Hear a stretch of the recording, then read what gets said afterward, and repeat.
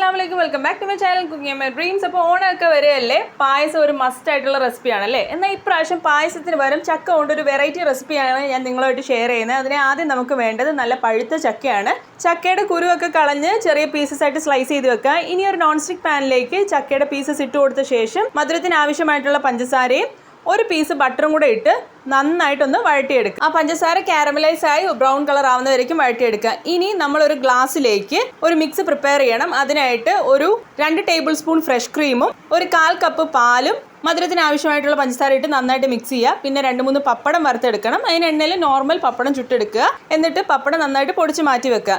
ഇനി അസംബിൾ ചെയ്യുന്ന പരിപാടിയാണ്.